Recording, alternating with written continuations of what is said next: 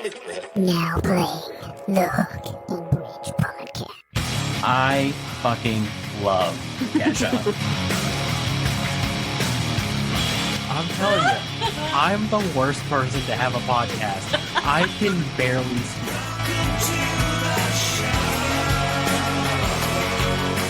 Oh my god, I love Green Day! What is up, everybody? Welcome back to the Hook and Bridge podcast. I am your host, Harley, joined by my co-host and little sister, Taylor. Hello. And everybody, put your hands together. We are so fucking excited about this. So excited. I can't tell you how obsessed I am with your band, but we have on the screen Josh, Tucker, Mason, the one and only, the Lucky, joining the show today, everybody. Give it up. Thanks for having us. Thank you. And I mean that sincerely. I am obsessed with your guys' catalog. You're so good. So I have a deep dive on the entire EP. The new EP, Wait It Out, is out right now. But first, I want to talk about the little blurb on your website. I think may have changed recently, because I think at one point I went on your website and it said your mom's favorite band or something along that line. And now it says, I have it pulled up here. Give me just a moment. Now it says your new favorite pop band. So what happened to that tagline, or am I mistaking somewhere? You know, for a while we were going pretty hard on the moms. it was like, As you should. It was just like, given our obviously our demographic that we're aiming for is a big truck. The demographic we're aiming for is, similarly aged people. But because of, life and circumstances, our demographic that we were pulling in was a lot of older women and like our mom's aged people. And so we were just like, yeah, screw it, lean into it. Yeah, we played the like jokes about MILFs card for a good bit. Yeah. I feel like Really that was a funny. Tucker influence. Something about Tucker screams MILF Hunter. I think I was the one that wrote the original Your Mom's Favorite Band. I'm not gonna lie. That's super funny. So let's talk a little bit about the blurb on your website here, because I'm very curious. It says, take 3 lifelong friends, give them instruments, and put them in the same house for 7 years. So let's talk about this relationship. You guys are lifelong friends? I mean, adult life for sure. We met freshman year of college. And I think, before freshman year of college, I don't even think I was a real human being. So, No, that's fair. I've never think- heard truer words than that, actually. right? So once I gained, humanity in freshman year, then we all met each other. And we've been living together since then, pretty much. So all 3 of you went to the same college? Yeah. So all 3 Berkeley? Bingo. That's pretty incredible. We were dorm neighbors. They lived, Tucker and Josh knew each other longer, actually. They met At a wee 13, 14. Yeah. We went to a summer program at Berkeley together called 5-week program. And he was just down the hall. This is the whole, all of us have just met just by being dorm mates, basically. Yeah, Oh, just that's like awesome. proximity. Yeah. Yeah, it was funny too because like Josh and I hung out like aggressively for 5 weeks and then didn't see each other for like 3 or 4 more years. And then finally it was just like a Facebook message like, do you want to live together when we go to college? And then it was kind of history. I mean, after that we met Mason and the same kind of relationship formed where we like hung out aggressively for like 3 or 4 weeks and then we were like, do you want to move in with us? Yeah.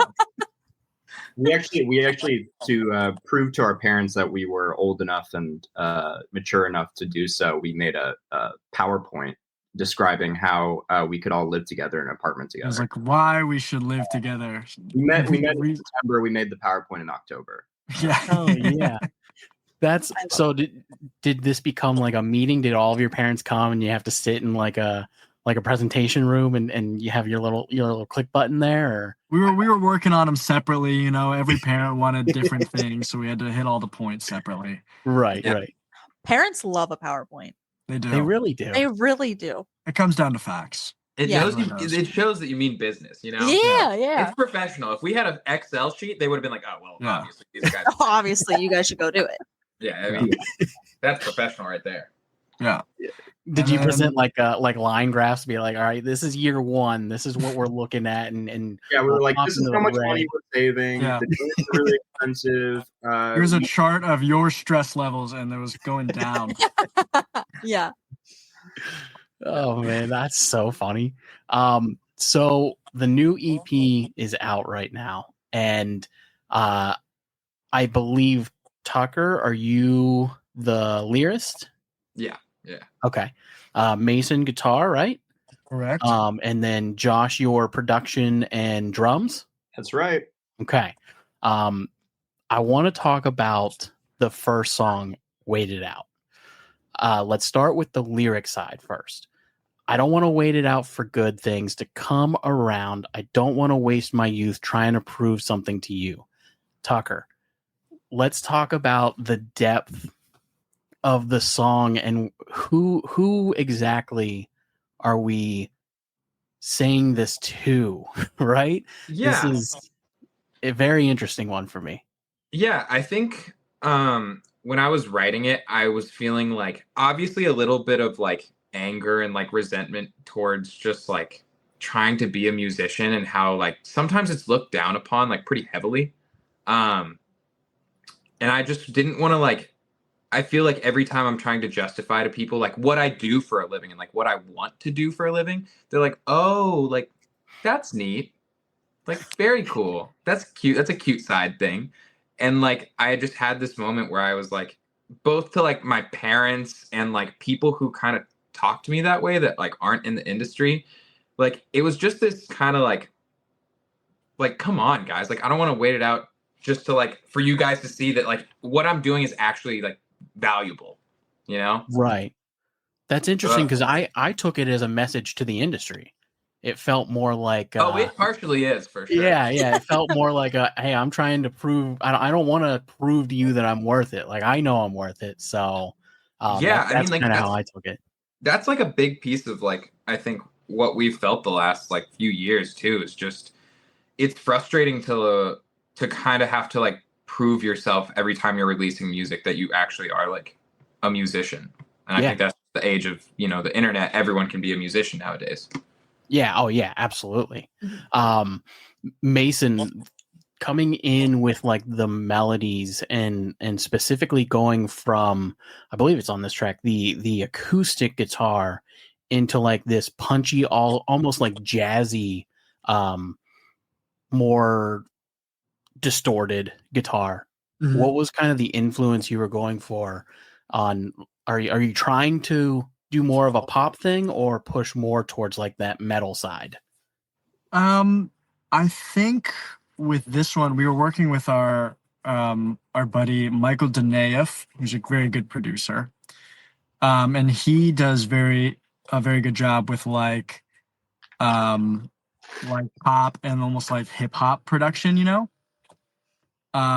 And so I think just working with him, we were just kind of leaning into what he was pulling up and what I just had available to me in that room at the time, just kind of lent itself to what we have, you know? Like I just had a guitar and he had this like dinky little acoustic. And so we're just like, that's what we're using. This is what we have. That's what we're going to do. And then that's just what happened. That's interesting. So the tonality choices, what were some of the tones you guys had available? Was that mainly plugins or was that I like, think hardwired? writing day, it was pretty much like correct me if I'm wrong, somebody, but it was like DI electric with maybe like some sort of amp on it as a program. But then obviously after the day one, we took it back and we have like like a Kemper amp modeler, and we redid all the tones through that and like re-recorded the acoustics nicer and stuff. But I think we wrote to what we had at the time, and so we didn't want to like change it after the fact. You know, Right. it just fit and it sat really well. It's nice. Speaking of like the hip hop influence, Josh, Yeah. your drumming is very hip hop oriented, at least on this particular EP. Is that something that you've always kind of leaned more towards? Yeah, I mean, I think one of the references, funny enough, was like almost what would you call that? I guess like early like 90s R&B hip hop. So you know, you're doing that boom, cut, like those kind of like breakbeat style things. And that I think we had a loop in there that was like that at the very beginning. And you know, we were working with Michael Denaeff on it, and I was lucky enough to co-produce with him on this. And yeah, he brought like a lot of elements that maybe without him, it might just be a pop punk song. You know, it might just be you know, more punk or metal influenced. And Right. we kind of like melded these two things together where you know, there is kind of like this interesting sway in the verses, and then it's kind of big open rock song in the chorus. And that was kind of fun to kind of like figure out and like put guitars, put like live drums on that, and see where those two worlds kind of meet. But that was a lot of fun working with Michael. And honestly, I think historically, some of the greatest rock bands of all time, the drummers have had more of an R&B influence. Dave Grohl came into Nirvana late in the game with more of like that hip hoppy, like 60s funk. So I think it's really cool to have that influence in a rock album, just because of the production value that it can bring. So we all three went to Berkeley. Let's talk about some of our majors, right? College is a huge part of your life at this point. So let's just go around the room. I never graduated college. Taylor graduated with a physical science degree. I don't know. She's like a doctor or something. I'm not a doctor. I'm close. It's exercise science. Exercise science. There we go. There you go. You were so close. You were So there. let's start with you, Tucker. What was like your major in college, and how did that influence going into this project? Yeah, I loved school. That's like, I was really nerdy about it. I initially went in thinking I was just going to do like a performance degree, but when I got to Berkeley, I realized that wasn't really going to do anything for me with like what I wanted to do. So I ended up switching to like a focus on contemporary writing and production and songwriting. I technically have like a emphasis in music business too. Okay. Yeah, but all of that is called professional music. So every time I tell someone my degree at music. Yeah, every time I tell someone my degree, I'm like, it sounds way like cockier than it is. I just studied music. All right. So how about you, Josh? I did. Berkeley has this kind of school within a school called we call it MP&E, or music production and engineering, and that's like studio classes. You know, like you're getting trained on. Getting certified on different boards to be able to kind of like go into a studio. I didn't really use that degree per se, but I think it definitely set me up for like, you know, what we're doing in the role that I ended up playing in the band as a producer. And honestly, it was a lot of fun. I think Berkeley can be really cool for different things, and they give you a lot of resources. So that was really fun. There's so much history at Berkeley, right? I mean, you guys went to what for me was like the prestigious ultimate goal as a musician. Like in high school, you're like, I'm going to go to Berkeley. I'm going to do everything I can to get into Berkeley. The history is amazing, and the musicians that have come out of there have been incredible. So yeah, it's an honor to get to go there. Mason, there's a little more information online about you. Sorry guys, that's just the nature of the internet. From what I understand, I put it there. So what I understand, you actually went to Berkeley just because you didn't want to play like football and stuff? No, I started playing music when I was a kid because I didn't want to do like karate anymore or baseball. I was just sick of having to leave my house and do physical activity. So, and my mom was like, "You have to do something." So I was like, "I'll do guitar." And I played for a while, but I was never like super like into it, you know? I was just Okay. kind of like, this is, I'm also doing this. Like I wasn't like I would do my lessons and it was always fun when I was in the mix, but I was like, I never practiced. And my guitar teachers come over and get so mad at me because I would just never practice and all this stuff. But I also went to the Berkeley 5-week program a year after they did, and I was like, wow, like if I did this for like college, like this would be so sick. So I kind of like kicked it up a notch in that last year, and I was like, like I was still like not even sure like what I wanted to do in life, but I was like, I'll apply to Berkeley, and if I get in, like that's like then I'm like good enough to do it, and I'm good enough to keep going. So it Right. was just kind of riding on that, and then that's why I applied. Is because I was like, this would be hella fun for for college. So what No did more you like end up real homework. majoring in? I also did the pro music major, but I just did songwriting and business. Okay. It's kind of like a make your own. So I just didn't want to like take a bunch of classes that I didn't think would be very beneficial to my life. Right. Right. Like so I just stuck to what would actually help me right now and in the immediate future, and then that's what we ended up doing. So Hell yeah. So let's talk about speaking of playing guitar, the guitar solo on Temporary. Truly, I mean, the last 30 seconds come in hard on that song. So your guitar teachers obviously influenced your playing style, but there are specific things that you do on the guitar that are a clear indication of your history as a musician. What were the influences that you had coming up with that solo, and just in general on the guitar? Like, what are some of your musical influences? I think in that one specifically, maybe like a little band Camino-ish, Okay. like some early try hard band Camino. Um, I've always listened to like Pink Floyd growing up, so that's in there somewhere. I literally was just going to say David Gilmour was the influence Yeah, that I heard on that. So yeah, you beat me right to it. I feel like I can't get away from that. I feel like that was like Since the you have- first guitar I listened to was like, oh, like this guy's good. Yeah. you know. I'm a guitar player too, so I understand. Yeah.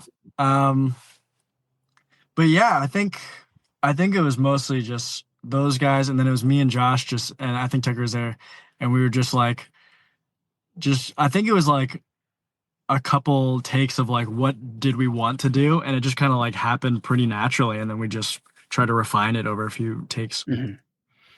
Yeah, because the EP as a whole, I think that I could be mistaken, but I think that's like the only true guitar solo on the EP, right? Mm-hmm. And the EP as a whole is such an eclectic like combination of the three of you. Tucker, vocally, what are you going for? What are some of your influences? Because you come in with some, I would say, Chainsmoker-esque vocal range. Like you have this very like specific pop, like this really like melancholiness about you. I also would say like Phineas. I'm not sure if you're familiar. Yeah. So like let's talk about some of your vocal influence. Yeah, this is gonna get so weird because like growing up, what I listened to was like what some might consider like pretty garbage music nowadays. Like my first CD was like Aaron Carter. Okay. Anyone? The I Want Candy Kid. Oh yeah. You and then, mean like, the guy that played guitar naked on a website for a while? Yeah, Did that's he true. do that? Yeah. Yeah. Well, that was like my first CD, and I listened to like a ton, and I mean a ton of like soft rock in like the like early 2000s. So like radio music was like pretty popular for me. Mhm. And then, you know, I feel like when I actually was like really, really influenced by like style and stuff, I think of like really good songwriters. Like I'm not really thinking of like, oh, I want to write like this pop song for like this band or anything like that. Like I kind of just think of like lyrically how to tell a story, and I've tried to incorporate that more into like the stuff that we're doing now. But I feel like on this EP it was just like I don't even know what I would say influenced this EP. It's like it's pretty hard to nail down like what I was listening to at the time and like what inspired me. Right.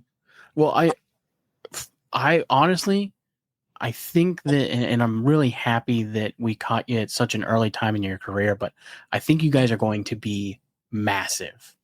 Like you just have a combination of just the right things at the right time. You know what I mean? You're putting out an EP that hits every earworm that I'm looking for, you know? It's different enough that it doesn't like get into the mix, but it's familiar enough in the scene that like I said, you have this influence of like Phineas and the Chainsmokers and like Three Doors Down. I think that like vocally you're right where we want music right now. You know what I mean? It's going to stand out, and Thank you. I think it's very difficult to try and like narrow down an influence. But I do want to talk about what I would consider to be like the hit on the EP, "Never Loved You." I will be honest; it's not on the EP. It's not my favorite. I think that is a fantastic song. Don't get me wrong, but Wait It Out to me is like the standout track for me. But Never Loved You is a really like poppy and I think interestingly enough with your influence of like radio heavy music, I think that that's definitely heard in here.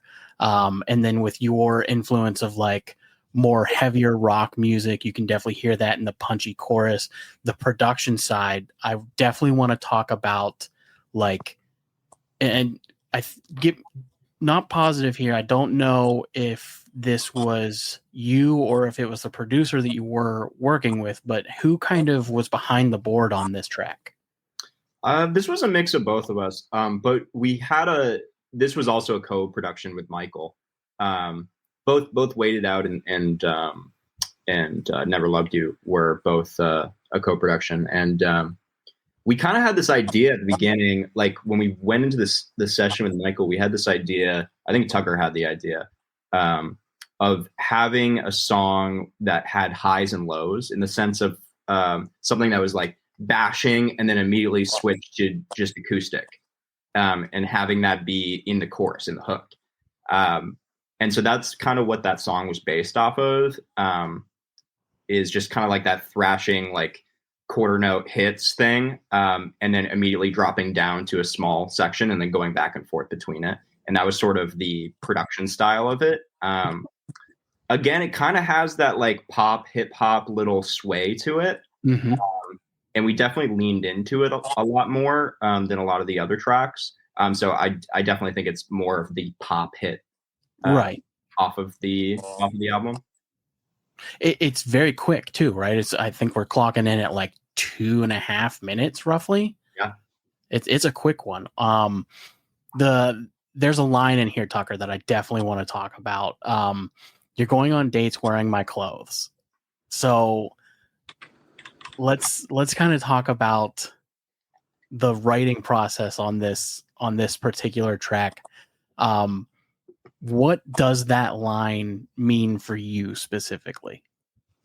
I think that line specifically is just like the fact that someone can care so little about you and to like wear the clothes that you left at their house on another date. Like that's just the ultimate fuck you, you know? Right. Like they're wearing your sweatshirt, but like going out and meeting new people.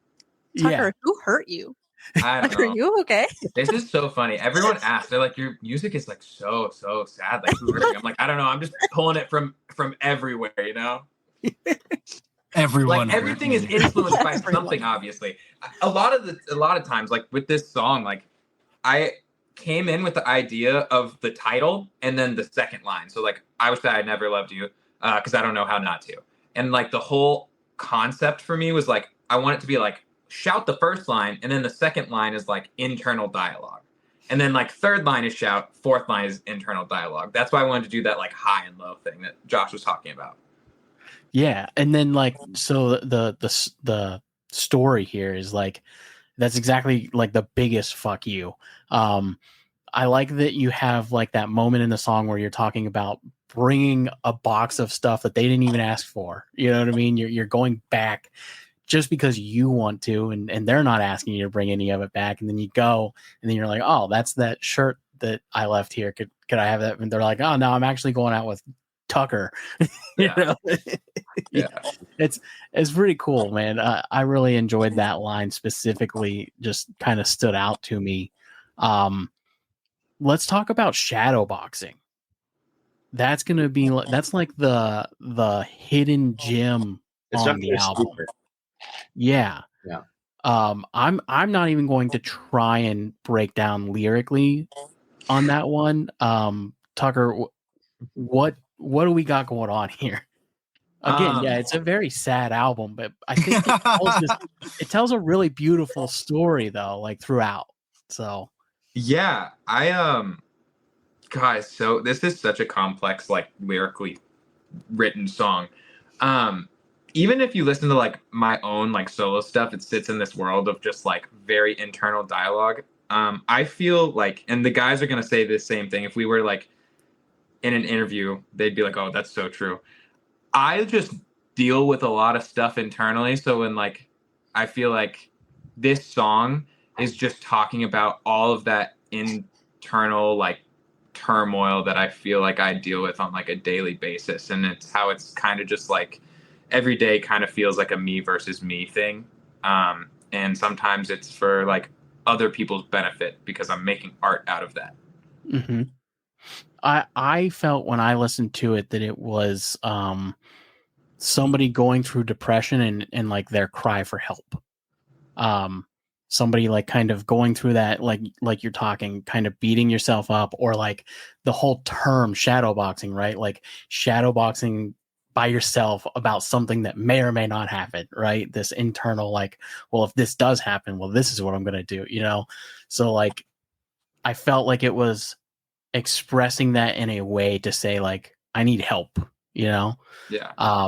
It's a very, very beautiful track. It's a very slow one on the album, and production wise, I felt like you guys were kind of going for almost like a 9 Inch Nails thing. Josh, am I wrong? Yeah, it's definitely it's definitely more emo, you know, or like more, I don't even know how to describe it. I mean, it has this kind of minor guitar, like darkness to it. Yeah. It was a weird one on production, because the concept is so strong that the production had to support it in such a way that you know, didn't take anything away from the vocal, but also kind of lifted it up and allowed you to hear the vocal even more. And that was just like a hard thing to nail down. And I think that one for sure sat with us for a while, just like, how are we going to finish the song kind of thing. Right. Even though it was basically done. And near the end of it, it was just, and I'll tell you what the song means for me too. Like for me, and this is why it was kind of important for me. It was just like the idea of shadow boxing for me kind of drew back to this feeling of like, obviously we're all, you know, from other states. You know, we moved out to LA. We're trying to make this thing happen. And, you know, when you move, especially from me, like I came from a town of like maybe 10,000 people. And it's like, you know, all these people are kind of watching you go out to LA, try to make this thing happen. And it kind of feels like you're in the ring, you know, and all these people are kind of watching you, whether or not you're going to fail or whether or not you're going to succeed. And I think on the production side, like I was sitting there like scrubbing through like old radio of like a 1919 fight, a Dempsey fight. And I'm like trying to find like meaning in just the announcer. I'm like putting that stuff in the song.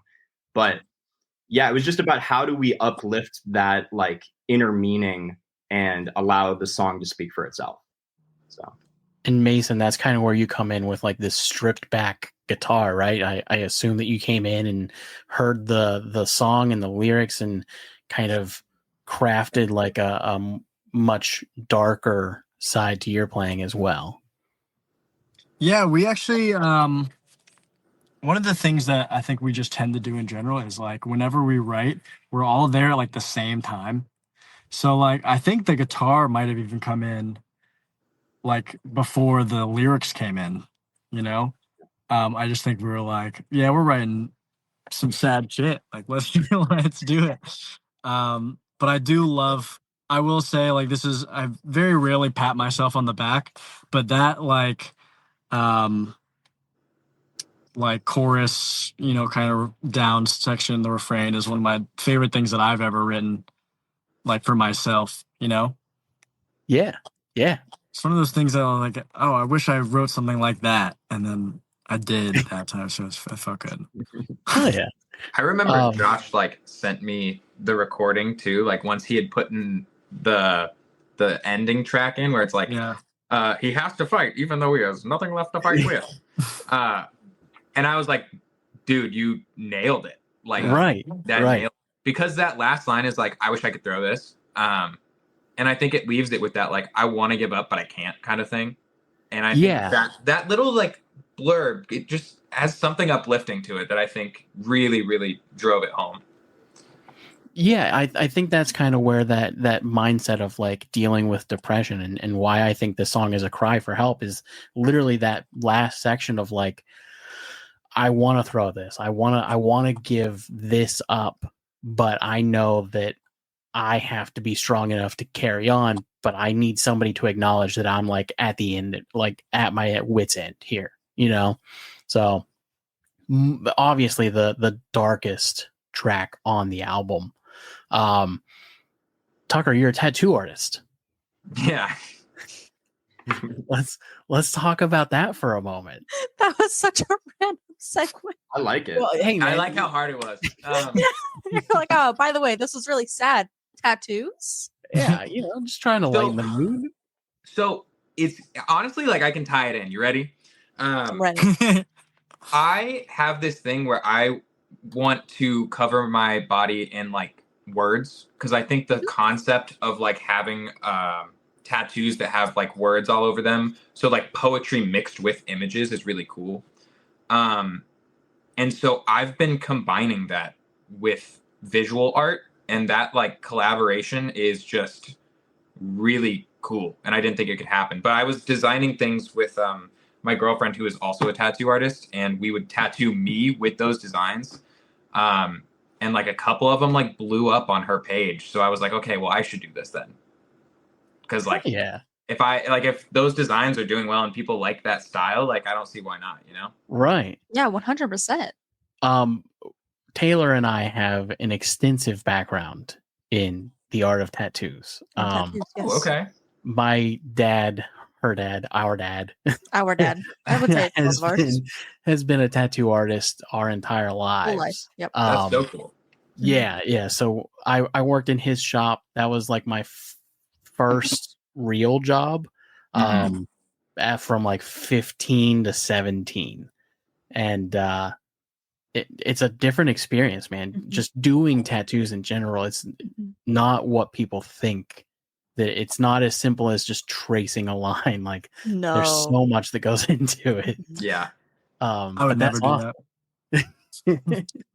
I don't have the hands. No, playing the guitar not nearly as intricate as using a needle on somebody's hand or on somebody's arm. Yeah, it's so true. Taylor, I know you have a question that you wanted to get to, and then we're gonna get ready to play this game, guys. All right. Hang on, guys. I forgot my question. I'm sorry. Stand by. I didn't. Harley has his written down. He has like a double screen situation, and I do not right now. So We're not nervous at all, I swear. Yeah, Harley, cut this we part do out. this- Cut this part out, Harley. You got it. You got it. We do this all the time. Um, So I want to know where each of your passions for music comes from. You know what I mean? And I know that we've touched on this about where the songs come from, but in your like earliest of days, when did you decide that music is what you wanted to do and when you wanted to take it seriously? Who wants That's to a good start? question. Yeah, Yeah, who I wants- mean, yeah. I would say for me, it kind of started.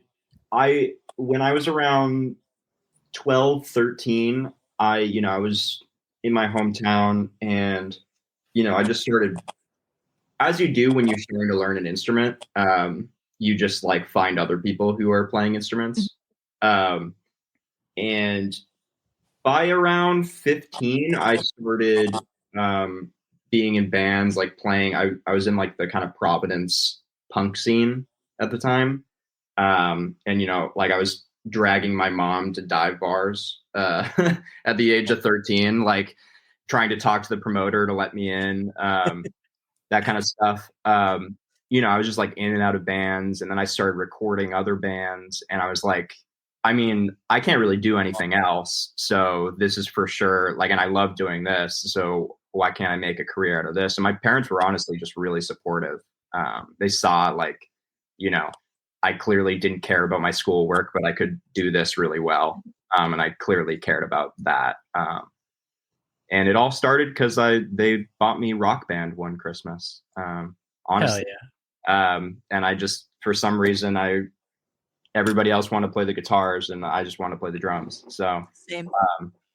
but yeah, it just kind of snowballed, and it was just, it was my whole life. It turned into everything that I did, Oh, that's awesome. To add on to that funny story, the main reason I feel like Josh is like joined this project is because Tucker and I didn't know anyone who could like record shit, like we it wasn't like we didn't want Josh in there because Josh was already in this like punk band that was doing well, and we were like, oh, we're not going to be able to get Josh, but let's see if he'll record a song for us. Yeah.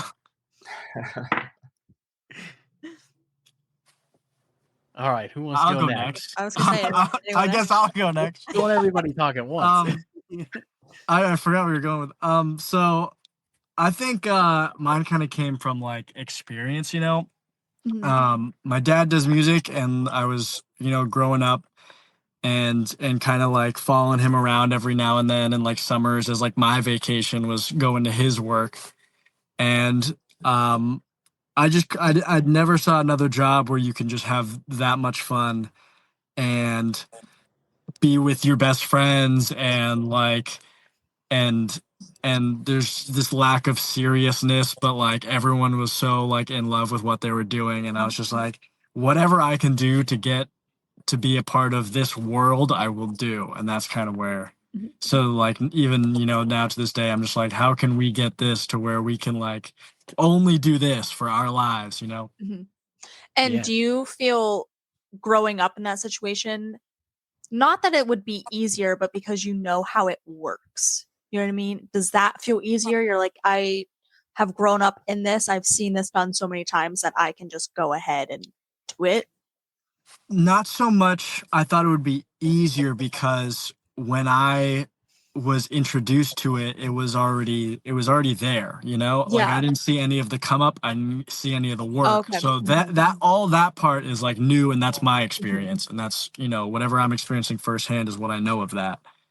But it was more reassuring just in the sense of like A, I know it's possible because somebody I know did it. And B, it's like I just feel like I'm not going out on a complete blind limb, Yeah. Like I feel like I have a sense of what I'm getting myself into, and I'm just like, that's what I'm going for. I already know the goal, and I'm just going for that. Alrighty, Tucker, that leaves you. Yeah, I can't tell you like an exact time where it happened, like where I was like, oh, I know for a fact this is going to be like the thing I do at the well, there's one moment, but like my parents knew I was going to do music since I was like a kid. I think they really hated the fact initially, probably because like I'm 4 years old, like belting, and they're like, oh God. And like it never stopped. And I remember being like 9 or 10, and they put me in a traveling children's choir. And that was the moment where I knew I was going to like do music for the rest of my life, because there was a first rehearsal and there's like, 80 kids in this room. And like all of us are going to do this like basically on a professional level, like because we're going to go to Europe and sing. So like we're doing it at a relatively professional level.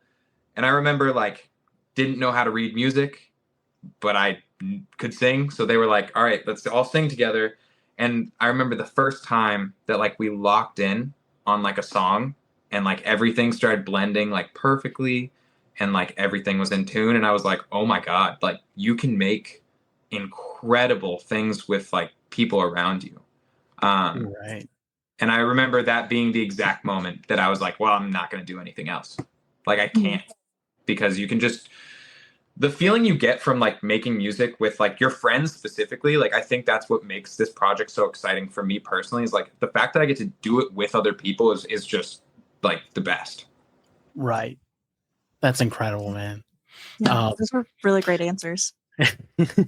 So I know that we are running a little late, but Let's do it.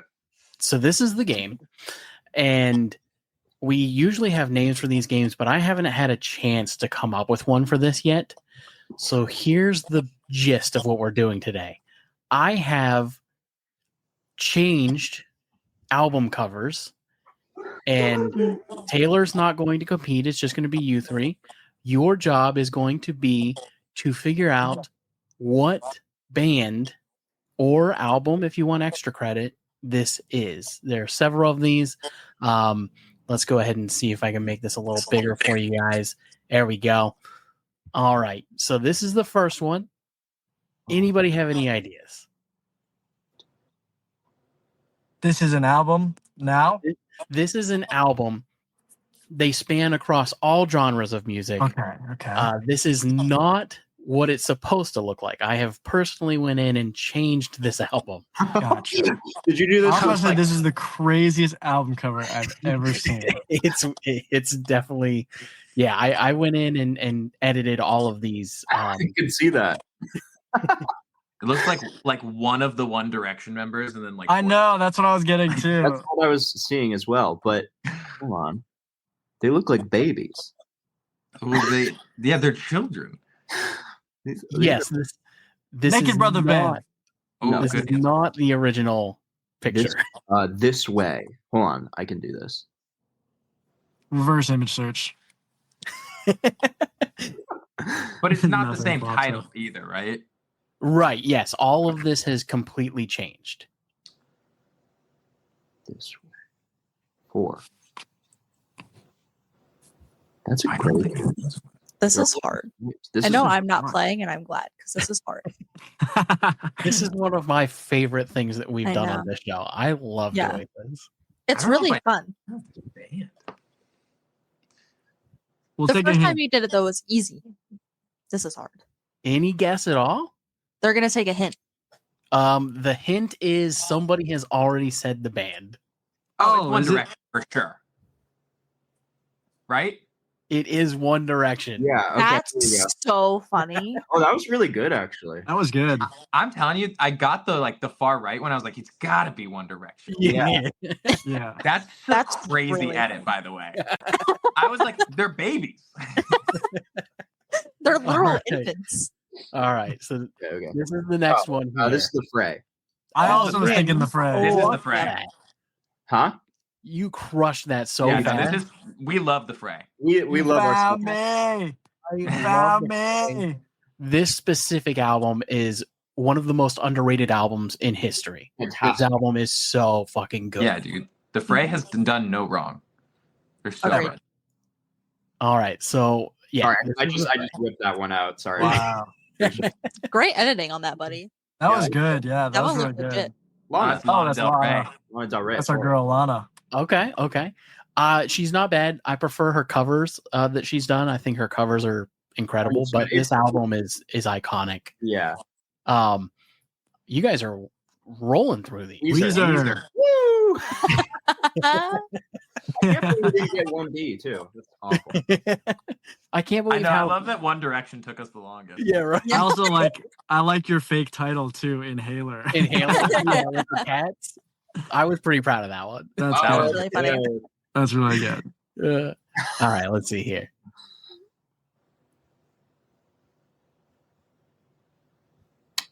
Oh. Guitar Dog.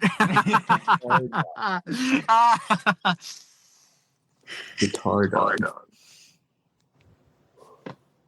This This is an iconic album. This album know. is I would say legendary. I know this album, which is crazy because normally I don't. It's What so does it say to the right and left of Guitar Dog? It doesn't say anything anymore. There were words there, Okay. but I kind of scrubbed them a little bit so that you couldn't read them. Got it. Okay. It's so funny seeing your edit because the whole image looks so familiar in my head. Oh, but yeah. No. Yeah, if you that's just the goal, close is your like- eyes, you Yep. can picture I the think I album. just squint at it. Yeah, I just change it enough to where it's like that Yeah. looks familiar, but I'm not really It's like sure. it's like triggering in my brain. Like all the Mhm. colors look correct. But it's like not it, and it's, Yeah. yeah, this is a good game. It's a Is it like a classic rock band, right? yeah? Is it like Yeah. a Led Yeah. Zeppelin? Yeah, I thought it was You're- like Surprisingly close. So close. it's not Led Zeppelin. Is it Van Halen? It is Van Halen. That's what it is. 1984. Woo! Yeah. Right when you Which is why said I it, had I was to like, scrub the "That's word. what There it it is." is. Yep. There. Yep. That's so That's funny. it. That's the album cover. I was like, what is that? This That's really funny. Sink The Boys. beard- Is it Backstreet Boys? You're so close. Oh, it's In Sync. In Sync. Yeah. Stink Boys. I was just looking at the picture and I was like, it's got to be one of the two. It is one of the beards two are boy bands. crazy. That's really funny. The beard on all of them is just really solid. Oh, Yeah. yeah. Right? All right. So there we go. Oh, Pink Floyd. Yeah, Pink Iconic. Floyd. Easy. Dark Side of the Dark Moon. Side of the Moon. Just had their 50th anniversary. That's Yep. that's in my top 3 of all time. I'm missing Absolutely. that one. I own 4 copies of this record on vinyl. I It have, was almost 5. I Just in haven't gotten out of case. it. well, I have the original UK pressing. I have the first US pressing, and then I have the repressed back in 2014, and then the 50th anniversary one that Wow, just so came you're out. super into vinyl. You're like a real one. Oh yeah. I love collecting vinyl. Yeah, and I'm just a giant Floyd fan. Oh yeah. Oh, This is T Swift. It is T Yeah. Swift. Yeah, it is. Mm-hmm. Wow. It was the Polaroid frame. yeah. He's embedded in All our right. I know that was what it was for me. I was like, oh, the Polaroid. Who is it? Yep. Taking her So this- completely out of the picture is so funny too. Just having it be a couple birds. Yeah. Yeah. But the fact that you guys know, That Yeah. that shows That's what how it I'm never how amazing she is, right? I'm never gonna He's a beat the banger Swifty now. allegations. So this next one, I had spoke with my wife and had her run through all of these before we started the show, just to make sure they weren't too hard. Mhm. And this next one, she said, "Are you sure you want to throw that on there?" So I hope it goes great. We're gonna Take a Let look. it fly.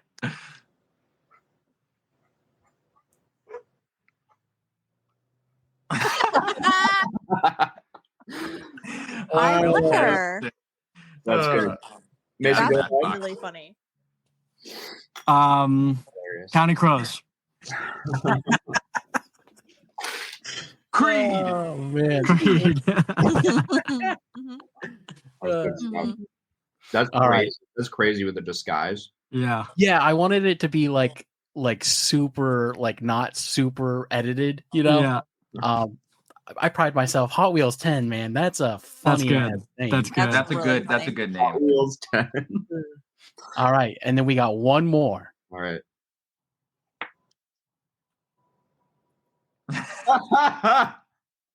Hell The yeah. silhouettes are crazy. That's actually sick. We should have done that in the first We place. should have done that. Yeah, that's way. That looks like you, Tucker. It does look like me. Yeah. I wish that looked like me. That looks more like Travis Barker. I look like Amin. Yeah. That's crazy. And obviously, this is the Lucky Waited Out, the new EP out right now. Guys, you crushed that game. This went way faster than I was expecting. I thought Weezer was gonna get you. We're just Yeah. big nerds. I spent Yeah. so much time adding cats to that. If you changed it from that shade of blue to green, you might have lost me. Oh, dude, I would have been like, Oh. You're I so would have been. right. No I would've clue. been like. I Brad said I Pitt. have no idea what band that is. Yeah. All right. So the band, the Lucky, gonna be legends someday, you guys. I can't tell 100%. you enough how incredible I think that your music is. You guys have something special here. Appreciate that. It's out right now for everybody. Go check it out. Wait it out. And you guys have a couple of singles out there too. So not to get too sentimental here. And this is going to be a little much for you, but Are you gonna trauma dump on them? no, Okay. I'm ready. no. But Hear it. 17 years ago, my dad introduced me to your dad's music, specifically that album. Mhm. And it's literally the reason that I picked up a guitar. So I think that it's so cool to be able to be in the beginning stages of what you guys are doing here, and hopefully, down the line, show my son your guys' album. And I think that's so cool to kind of full circle all of that. And truly, I think you guys have something special.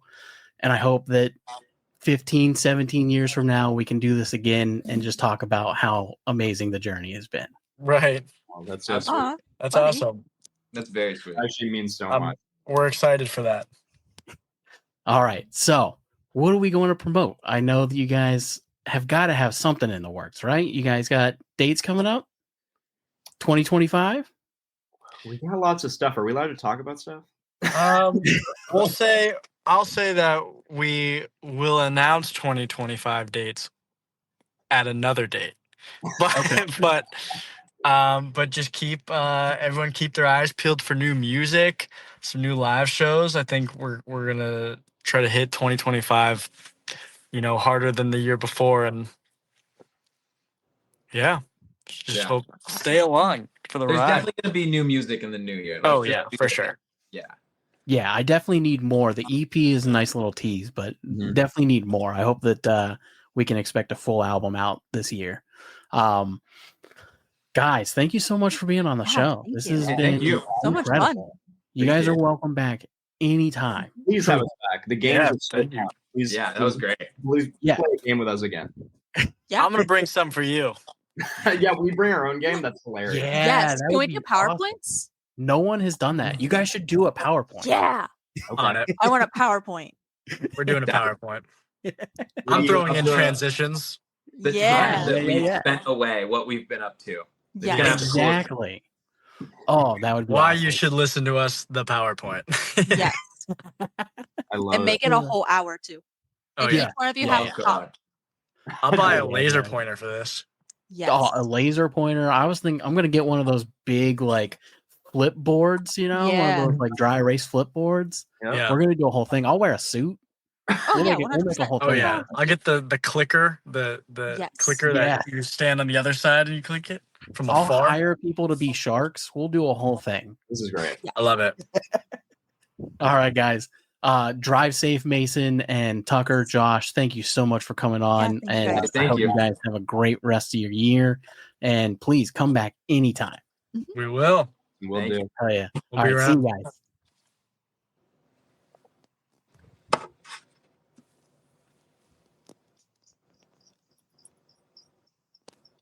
Oh, and then there were Ooh. 2. Wow, how fun. Do you want us to leave or do you want to finish the story? You can do what you want. I don't Leave care. this in. I've got nothing to do. Take You're this out, going Harley. in. Take this out. Take this out. Oh, you can keep it in. All right, Bye, man. guys. It was nice Yeah, to meet you. see ya. Drive safe. Thank you. All All right. right, everybody. If you like today's show, go ahead and give it a big thumbs up, subscribe, and don't forget to hit that bell notification so you can be notified every time we post a new video. And as always, we got the Instagram and all of that good stuff. Go check it out. And yeah, this has been crazy. Sorry to get so sentimental there at the end. No, it was really sweet. I really loved it. Yeah. I think it was perfect. I don't think it was too overbearing. And I think that you held in your fangirl very well. And I'm really I did my proud of you. best. I'm really proud of you. No, I think it was great, and they're a great band. Mhm. You know what I mean? Like, they have their wonderful accomplishments to talk about, and I love that. All right. Well, it has been real, everybody. And peace. Thanks for listening to the Hook and Bridge podcast.